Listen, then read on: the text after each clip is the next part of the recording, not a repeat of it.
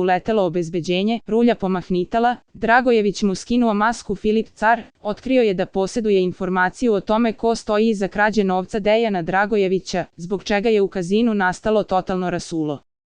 Dejan je čuo njegovo priznanje Marku Đedoviću, pa mu je prišao i servirao salvu uvreda i pretnji na njegov račun, a ubrzo je moralo da reaguje obezbeđenje. Majo, sram te bilo, daješ nečiji ključ. Ponovo ćeš me zvati da ti rešavam finansijske probleme, govorio je Đedović. Ja znam ko je uzeo.